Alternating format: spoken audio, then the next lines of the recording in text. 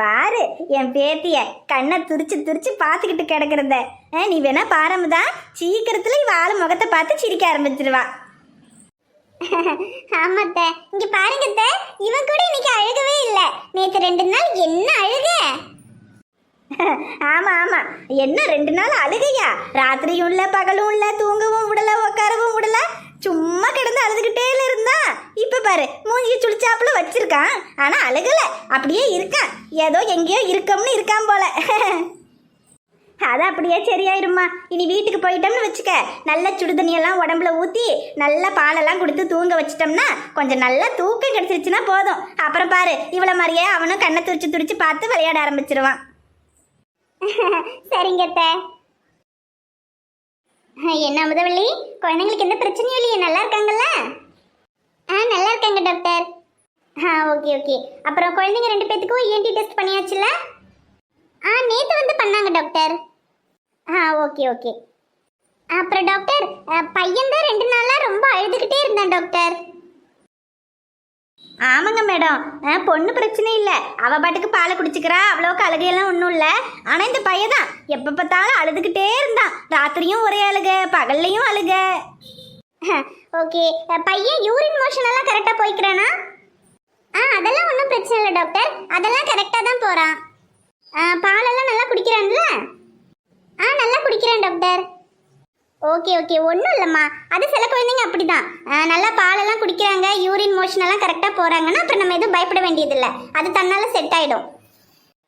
Okay doctor. பொண்ணு எந்த பிரச்சனையும் இல்லைல்ல?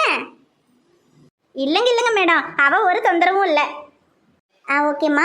அப்புறம் குழந்தைங்க கொஞ்சம் முன்னாடியே பிறந்துட்டாங்க இல்லையா, அதனால் வெயிட் கொஞ்சம் கம்மியாக இருக்குது. அது மட்டும் இல்லாமல் இம்யூனிட்டியும் கொஞ்சம் கம்மியாக இருக்கும், அதனால் கொஞ்சம் கவனமாக பார்த்துக்கோங்க.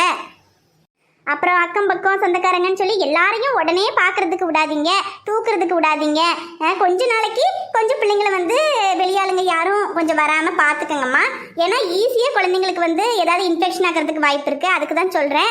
ஒரு 3-4 மாதம்லாம் முடிஞ்சதுக்கப்புறம் குழந்தைங்க கொஞ்சம் வெயிட்டெல்லாம் வச்சு கொஞ்சம் நல்லா இம்யூனிட்டியெல்லாம் வச்சதுக்கப்புறமா அப்புறம் ஒன்றும் பிரச்சனை இல்லை, அப்புறம் நீங்கள் எப்பவும் போல் இருந்துக்கலாம். சரிங்க மேடம், சரிங்க, நாங்கள் கவனமாக பார்த்துக்குறோம். சரி. அப்புறம் அமுதவள்ளி, ஆப்ரேஷன் பண்ணியிருக்கிறதுனால 1 வாரம் ஹாஸ்பிட்டலில் இருக்கணும் தான், இருந்தாலும் ஒரு 2-3 சிசேரியன் கேஸ் வேறு இருக்குமா, அதனால் ரூம் கொஞ்சம் இங்கே ஷார்ட்டேஜாக இருக்குது. அதனால் நாளைக்கு உங்களை டிஸ்சார்ஜ் பண்ணலான் இருக்கோம். உங்களுக்கு எந்த பிரச்சனையும் இல்லையே? இல்லைங்க டாக்டர், எனக்கு எந்த பிரச்சனையும் இல்லை, நாங்கள் டிஸ்சார்ஜ் ஆகிக்கிறோம் டாக்டர். ஓகே ஓகேம்மா.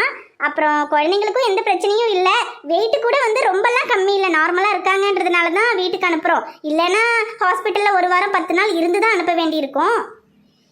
அப்புறம் வீடு கூட பக்கத்தில் தானே, கதிர் கூட எனக்கு நல்லா தெரிஞ்சவர் தான், ஏதாவது ஒன்றுன்னு ஃபோன் பண்ணால் கூட நானே வீட்டுக்கு வந்து பார்ப்பேன், அதனால தான் உங்களை வீட்டுக்கு அனுப்புகிறோம். இல்லைங்க மேடம், ஒன்றும் பிரச்சனை இல்லை, வீடு இங்கே பக்கத்தில் தானே, ஏதாவது ஒன்றுனாலும் நாங்கள் உடனே வந்துடுவோம், அதெல்லாம் ஒன்றும் பிரச்சனை இல்லை டாக்டர். நாங்கள் வீட்டுக்கே போய்க்கிறோம், அதுதான் எங்களுக்கும் வசதியாக இருக்கும். ஏன்னா 2 பிள்ளைங்களையும் வச்சுக்கிட்டு இங்கே ஆஸ்பத்திரியில் கொஞ்சம் கஷ்டமாக தான் இருக்குது. ஓகேம்மா, அப்போ நாளைக்கு காலையில் டிஸ்சார்ஜ் ஆகிக்கங்க. சரிங்க டாக்டர். சரி ஓகே, நான் எதுக்கும் கதிர்கிட்ட பேசிட்டு அதுக்கப்புறம் உங்களுக்கு ஈவினிங் நான் சொல்கிறேம்மா. சரிங்க மேடம். ஐயோ பரவாயில்லம்மா, நாளைக்கே வீட்டுக்கு அனுப்பிட்டா கூட நல்லா தான் இருக்கும். ஏன்னா இதுங்க 2ங்களையும் வச்சுக்கிட்டு இங்கே ரொம்ப கஷ்டமாக இருக்குது. ராத்திரியாக இருந்தாலும் பகலாக இருந்தாலும் வீட்டுக்கு போய் வந்து சாப்பாடு எடுத்துக்கிட்டு வந்து எல்லாம் கஷ்டமாக தான் இருக்குது. வீட்டுக்கு போயிட்டா கூட நம்ம சௌகரியத்துக்கு இருந்துக்கலாம் பார்த்தியா? ஆமாங்கத்த.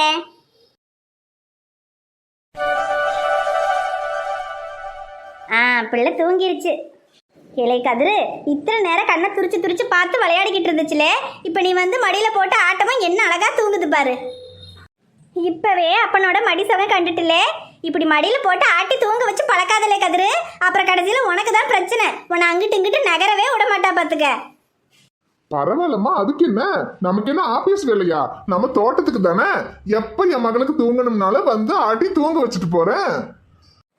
அது சரி, கேட்டுக்க மாமுதா, அப்போ உனக்கு வேலையே இல்லை, மகனை மட்டும் பார்த்தா போதும், மகளை அவனே தூங்க வச்சுக்குவான், எல்லாம் அவனே செஞ்சுக்குவான் பார்த்துக்க.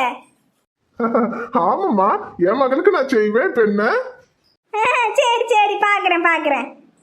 இல்லை கதிரு, அப்புறம் டாக்டர் வந்தாங்கல்ல, வந்து நாளைக்கு டிஸ்சார்ஜ் பண்ணிக்கலாம்னு சொல்லிட்டாவ. ஆமாம்மா, நானும் வரும்போது டாக்டரை பார்த்துட்டு தான் வந்தேன். என்கிட்டயும் சொன்னாங்க வீட்டுக்கு போய்க்கலான்னு சொன்னாங்க. ஏதாவது ஒன்றுனா ஃபோன் பண்ணுங்க, வீட்டுக்கே கூட வரேன்னு சொன்னாங்க. ஆமலை கதிரு, வீட்டுக்கு போயிட்டா கூட பரவாயில்ல, எதையோ ஒன்று பண்ணிக்கலாம். ஆனால் இங்கே ராத்திரியிலலாம் இதுகளை ரெண்டுகளையும் இங்கே வச்சுக்கிட்டு சௌரியப்பட மாட்டேங்குதுல்ல. சரிம்மா, இன்னைக்கு ஒரு நாள் தானே, நாளைக்கு காலையில் டிஸ்சார்ஜ் ஆயிடலாம். சரிலே. அட வாங்க சம்மந்தியம்மா. என்ன சம்பந்தியம்மா, சின்ன பிள்ளை தூங்கிட்டாளா? ஆமாம் சம்மந்தியம்மா, இத்தனை நேரம் விளையாடிக்கிட்டு தான் இருந்தா. அப்போ வந்து மடியில் போட்டு ஆட்டவும் அப்படியே நல்லா சுகமாக தூங்கிட்டா. அது சரி. மடி அமுதா, இந்த சாப்பாடு கொண்டு வந்திருக்கேன், சாப்பிட்ருமா சூடாடுறதுக்குள்ள. ஆமாம் ஆமாம், பிள்ளை தான் தூங்கிட்டாளே, நீ அவனை கீழே படுக்க வச்சுட்டு சாப்பிட்ருமா. சம்பந்தியம்மா, பையனை நான் பாத்துக்கிறேன், உங்களுக்கும் சேர்த்து தான் சாப்பாடு கொண்டு வந்திருக்கேன், நீங்களும் சாப்பிட்டுருங்க. ஐயோ இல்லை சம்மந்தியம்மா, நீங்கள் அமுதாவுக்கு கொடுங்க. நான் வீட்டுக்கு போய் முதல்ல குளிச்சு இந்த துணியை மாற்றிட்டு அதுக்கப்புறம் தான் சாப்பிடணும். அப்புறம் சம்மந்தியம்மா, டாக்டர் வந்தாங்க, வந்து நாளைக்கு காலையிலேயே டிஸ்சார்ஜ் ஆயிக்கலாம்னு சொல்லிட்டாங்க. ஓ அப்படியே சம்பந்தியம்மா, ரொம்ப நல்லதா போச்சு. ஆமா, இங்க ஆஸ்பத்திரியில 2 பிள்ளைங்களையும் வச்சுக்கிட்டு பாக்குறதுக்கு கொஞ்சம் கஷ்டமா தான் இருக்கு. நீங்களும் நானும் மாறி மாறி ராத்திரியும் பகலும் எவ்வளவு கஷ்டமா இருக்கு. வீட்டுக்கு போயிட்டா கூட எதையோ ஒன்று பண்ணிக்கலாம். அதை தான் சம்மந்தியம்மா நானும் சொன்னேன், வீட்டுக்கு போனால் கூட எதையோ ஒன்று பண்ணிக்கலாம், இங்கே ஆஸ்பத்திரியில் ஒன்றும் பண்ண முடியலன்னு. ஐயோ ஆமா சம்பந்தியம்மா, அது மட்டும் இல்லாம ஊர்ல இருந்து என் தங்கச்சி வேற வந்திருக்கா. அதனால வீட்டுக்கு போயிட்டா கூட பிள்ளைங்களை பாத்துக்கிறதுக்கு எந்த பிரச்சனையும் இருக்காது. அத்தை, அமுதாவையும் குழந்தைங்களையும் டிஸ்சார்ஜ் பண்ணி எங்க வீட்டுக்கு கூட்டிட்டு போலான்னு இருக்கேன் அத்தை. என்ன மாப்பிள்ள சொல்றீங்க? அமுதாவையும் குழந்தைங்களையும் எங்க வீட்டுக்கு தானே கூட்டிட்டு போகணும். அதுக்கப்புறம் ஒரு 3-5 மாசத்துல எல்லாம் செய்யற முறையெல்லாம் செஞ்சு அப்புறமா உங்க வீட்டுக்கு அனுப்பலாம்னு எல்லாம் நினைச்சுக்கிட்டு இருக்கோம். ஐயோ அத்தை, என்ன முறை அத்தை, அதெல்லாம் வேண்டாம். யாருக்காக அதெல்லாம் பண்ணிக்கிட்டு? அதெல்லாம் ஒன்றும் வேண்டாத்த. அமுதாவை டிஸ்சார்ஜ் பண்ணிட்டு குழந்தைங்களையும் எங்க வீட்டுக்கே கூட்டிட்டு போற அத்தை. உங்களுக்கு குழந்தைங்களை பார்க்கணும், குழந்தைங்களோட இருக்கணும்னா நீங்களும் தாராளமா வந்து எங்க வீட்லயே எங்க கூட எவ்வளவு நாள் வேணா இருக்கலாம். அதை பத்தி எனக்கு எந்த பிரச்சனையும் இல்லை. ஆனா அமுதாவை உங்க வீட்டுக்கு அனுப்பி வச்சுட்டு குழந்தைங்களை எல்லாம் பார்க்காம என்னால இருக்க முடியாது அத்தை. ஏற்கனவே வளகாப்பு முடிச்சு அமுதாவை உங்க வீட்டுக்கு அனுப்பி வச்சுட்டு இத்தனை நாளும் அவளை பிரிஞ்சு நான் பட்ட பாடு எனக்கு தான் அத்தை தெரியும். இப்ப அமுதாவோட குழந்தைங்களையும் பிரிஞ்சு என்னால 3 மாசம் 5 மாசம்லாம் நிச்சயமா இருக்க முடியாது அத்தை. அது இல்ல மாப்பிள்ள. சம்மந்தியம்மா இங்கே பாருங்க, கதிர் இப்படி சொல்கிறானே நினைக்காதீங்க சம்மந்தியம்மா. 2 பிள்ளைங்களையும் பார்க்காம அவனால் இருக்கவே முடியாது. இங்கே ஆஸ்பத்திரியில் கூட காலையில் ஓடி வந்தான்னா வேலைக்கு கூட போகாமல் ராத்திரி வரைக்கும் இங்கேயே தான் இருக்கான். அங்கே பிள்ளைங்களை விட்டுட்டு அவன் நிச்சயமாக இருக்க மாட்டான். ஏன்னா அமுதாவை விட்டுட்டே அவன் வீட்டில் இருக்கும்போது அவன் பட்ட கஷ்டம் எனக்கு தான் தெரியும். அதனால் இந்த சாஸ்திரம் சடங்கெல்லாம் நம்ம ஊரில் உள்ளவங்களுக்காக எதுக்கு நம்ம பார்க்கணும் சம்மந்தியம்மா? அது மட்டும் இல்லை, உங்கள் வீடு எங்கள் வீடுன்னெல்லாம் கிடையாது சம்மந்தியம்மா, எல்லாம் நமக்கு ஒன்று தான். அப்புறம் மகளையும் பேர பிள்ளைங்களையும் கூட வச்சு பார்த்துக்கணும்னு உங்களுக்கும் ஆசை இருக்கும், அதை என்னால் புரிஞ்சுக்க முடியுது. ஒன்றும் இல்லை சம்மந்தியம்மா, ஒரு கொஞ்ச நாளைக்கு ஒரு அமுதா கொஞ்சம் சரியாகிற வரைக்கும் எங்கள் வீட்டில் இருப்போம் சம்மந்தியம்மா. அதுக்கப்புறம் அவள் கொஞ்சம் நல்லாயிட்டான்னு வச்சுக்கோங்களேன். அப்புறம் அங்கேயும் இங்கேயும் மாறி மாறி அவள் கொஞ்ச நாள் இருந்துக்கட்டும், ஒன்றும் பிரச்சனை இல்லை.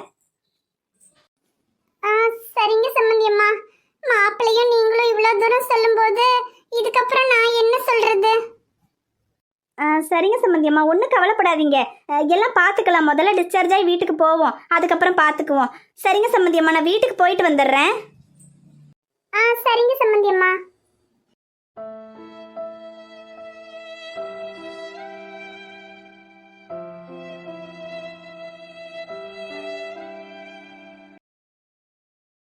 என்ன தங்கம், பாட்டி வெளியே தூக்கிட்டு போனதும் பையன் அழுகை நிறுத்திட்டானே. ஆமா மாமா, சில நேரத்துல தூக்கிட்டு நடந்து அப்படியே கொஞ்சம் அழாம இருந்துக்கிறான். என்ன கீழே படுக்க வச்சாதான் அழ ஆரம்பிச்சிடுறான். அது சரி, அப்ப வீட்டுக்கு வந்தா எனக்கு சரியான வேலை இருக்கு போலயே. பையனை தூக்கிட்டு நடந்துகிட்டே இருக்கணும் போலயே தங்கம். மாமா, நான் ஒன்னு சொன்னா தப்பா நினைக்க மாட்டீங்களே? அப்பா, இந்த டைலாக கேட்டு ரொம்ப நாள் ஆச்சு தங்கம், சொல்லு, நினைக்க மாட்டேன். அது வந்து மாமா, டிஸ்சார்ஜ் ஆகி நம்ம வீட்டுக்கு போகலான்னு சொன்னீங்கல்ல, அது அம்மா பாவம் ரொம்ப வருத்தப்படுறாங்க மாமா. இப்போ என்ன தங்கம் சொல்ல வர? டிஸ்சார்ஜ் ஆகி அம்மா வீட்டுக்கு போகணும்னு சொல்ல வரியா? ஐயோ மாமா, நான் அப்படி சொல்லலை மாமா. எனக்கும் டிஸ்சார்ஜ் ஆகி நம்ம வீட்டுக்கு வரணும்னு தான் ஆசை. ஆனாலும் அம்மா இத்தனை நாள் குழந்தைங்களும் நானும் டிஸ்சார்ஜ் ஆகி அம்மா வீட்டுக்கு வருவோன்னு நினச்சிக்கிட்டு இருந்தாங்க. இப்போ இல்லைன்னு தெரியவும் அவங்க பாவம் கொஞ்சம் வருத்தப்படுறாங்க. அதனால அதனால மாமா ஒன்றும் இல்லை மாமா, டிஸ்சார்ஜ் ஆகி அம்மா வீட்டுக்கு போகலாம். அப்புறமா ஒரு வாரமோ 10 நாளோ கழிச்சு நம்ம வீட்டுக்கு வந்துடலாம் மாமா. மாமா சத்தியமாக இதை நான் நம்ம வீட்டுக்கு வர்றதுக்கு இஷ்டம் இல்லாமலோ இல்லை உங்களை பிரிஞ்சு என்னால் இருக்க முடியுங்கிறதுனாலையோ சொல்லலை மாமா. அம்மா பாவம் ரொம்ப வருத்தமாக இருக்காங்க. வளகாப்பு முடிஞ்சு வீட்டுக்கு கூட்டிகிட்டு போய் கொஞ்ச நாள் வச்சிருக்கணும்னு ஆசைப்பட்டாங்க. ஆனால் அதுக்குள்ளே இப்படி முன்னாடியே பிரசவம் ஆயிடுச்சு. இப்போது நானும் குழந்தைங்களும் அங்கே வீட்டுக்கு வராமல் நேரம் நம்ம வீட்டுக்கு வந்துட்டோம்னா அவங்க நிச்சயமாக நம்ம வீட்டெல்லாம் வந்து இருக்க மாட்டாங்க மாமா. அப்போது குழந்தைங்களையும் பிரிஞ்சு அவங்க வருத்தப்படுவாங்கல்ல, அதுக்காக தான் மாமா சொன்னேன். மற்றபடி உங்கள் விருப்பம் எதுவோ அதுபடி பண்ணுங்க மாமா. சரி தங்கம், இப்போ என்ன, டிஸ்சார்ஜ் ஆகி அம்மா வீட்டுக்கு போகணும். அதுக்கப்புறம் அங்கே போய் ஒரு கொஞ்ச நாள் இருந்துட்டு அதுக்கப்புறம் நம்ம வீட்டுக்கு வந்துக்கலாம். அதானே சொல்ல வர? சரி தங்கம், உன்னோட இஷ்டம் போல பண்ணிக்கலாம். ஐயோ மாமா, ஏன் இஷ்டம்னு சொல்லாதீங்க. எனக்கும் நம்ம வீட்டுக்கு வர்றதுக்கு தான் இஷ்டம். ஏய், இப்போ என்ன தாண்டி பண்ணணுங்கிற? அதான் மாமா நான் சொன்னனே, டிஸ்சார்ஜ் ஆகி அம்மா வீட்டுக்கு போயிட்டு அப்புறம் ஒரு வாரம் 10 நாள் கழிச்சு நம்ம வீட்டுக்கு வந்துக்கலாம் மாமா. அடியே, அதைத்தானடி நானும் சொன்னேன். அதான் மாமா, அதுதான் மாமா நானும் சொல்றேன். ஷோ ராமா, படுத்துறாளே. ஐயோ சரி தங்கம், டிஸ்சார்ஜ் ஆகி அம்மா வீட்டுக்கு போகலாம். அங்கே போய் கொஞ்ச நாள் கழிச்சு நம்ம வீட்டுக்கு கூட்டிகிட்டு வரலாம். போதுமா? போதும் மாமா. ஆனா நான் இப்படி சொன்னேன்றதுக்காக உங்களை விட்டு பிரிஞ்சு இருக்கிறதுக்கு எனக்கு பரவாயில்லன்னு மட்டும் நினைச்சுக்காதீங்க. உங்களை விட்டு பிரிஞ்சு இத்தனை நாள் நான் எவ்வளவு கஷ்டப்பட்டேன் தெரியுமா? ஏ தங்கம், எனக்கு தெரியாதாடி நீ என் கூட இருக்கதான் விருப்பப்படுவேன்னு. அப்புறம் பாவம் உன் அம்மா வருத்தப்படுறாங்க. நீ எப்பவுமே யார் மனசும் கஷ்டப்படக்கூடாது, எல்லாரும் சந்தோஷமா இருக்கணும்னு நினைக்கிற. அதனாலதான் அவங்களுக்காகவும் யோசிக்கிற. அது கூடவாடி என்னால புரிஞ்சுக்க முடியாது. ஒன்றும் பிரச்சனை இல்லை தங்கம். என்ன ஒரு வாரம் 10 நாள் தானே அம்மா வீட்டில் நீயும் குழந்தைங்களும் இருங்க. அவங்க அவங்களோட சந்தோஷமா இருக்கட்டும். அதுக்கப்புறமா நம்ம வீட்டுக்கு வந்துட்டீங்கன்னா அப்புறம் எப்பவும் என் கூட தானே இருக்க போறீங்க. ஆமா மாமா. சரி தங்கம், சரி அவன் திரும்ப அழ ஆரம்பிக்கிறதுக்குள்ள நீ சீக்கிரமா சாப்பிடு. சரி மாமா.